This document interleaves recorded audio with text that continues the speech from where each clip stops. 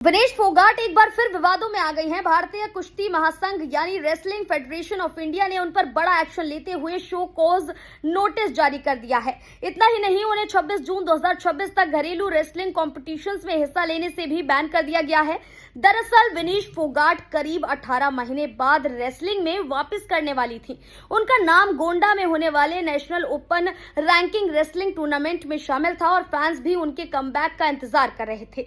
लेकिन टूर्नामेंट शुरू होने से पहले ही WFI ने उन पर कई गंभीर आरोप लगा दिए। महासंघ की तरफ से जारी 15 पन्नों के नोटिस में कहा गया है कि विनेश ने डिसिप्लिन और एंटी डोपिंग रूल्स का उल्लंघन किया है। WFI का कहना है कि उनके कुछ कदमों से इंडियन रेसलिंग की इमेज खराब हुई है। महासंघ ने उनसे 4 बड़े मुद्दों पर जवाब मांगा है।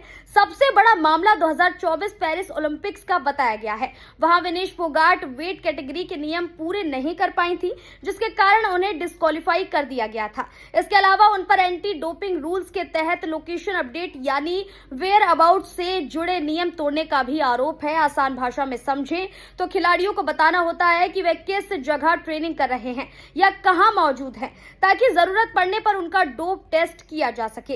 इसके साथ ही मार्च 2024 में हुए सिलेक्शन ट्रायल्स में 2 अलग अलग वेट कैटेगरीज में हिस्सा लेने को लेकर भी सवाल उठाए गए हैं। WFI का कहना है कि ये नियमों के खिलाफ है। महासंघ ने साफ कहा है कि जो खिलाड़ी रिटायरमेंट के बाद वापसी करते हैं, उन्हें यूनाइटेड वर्ल्ड रेसलिंग के एंटी डोपिंग रूल्स के तहत 6 महीने पहले नोटिस देना जरूरी होता है।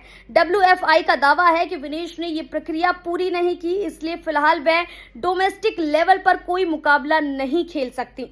अब इस बैन की वजह से 10 से 12 मई तक गोंडा में होने वाले टूर्नामेंट उनका कमबैक इवेंट नहीं बन पाएगा। WFI ने उन्हें जवाब देने के लिए 14 दिन का समय दिया है। सिर्फ विनेश ही नहीं, इस बीच यशस्वी जायसवाल और शफाली वर्मा भी मुश्किल में फंस गए हैं। नेशनल एंटी डोपिंग एजेंसी ने दोनों खिलाड़ियों को नोटिस भेजा है। आरोप है कि दिसंबर में जब उनका डोप टेस्ट होना था, तब वे टेस्टिंग के लिए अवेलेबल नहीं थे। इसे वेयर अबाउट्स क्लॉज का उल्लंघन माना जाता है, यानी खिलाड़ियों को अपनी लोकेशन और अवेलेबिलिटी की जानकारी सही समय पर देनी होती है। NADA ने दोनों खिलाड़ियों से 7 दिन के अंदर जवाब मांगा है और इस मामले की जानकारी BCCI और ICC को भी भेज दी गई है। फिलहाल इस जानकारी में बस इतना ही। ऐसी और खेल अपडेट्स के लिए देखते रहें भारत अपडेट।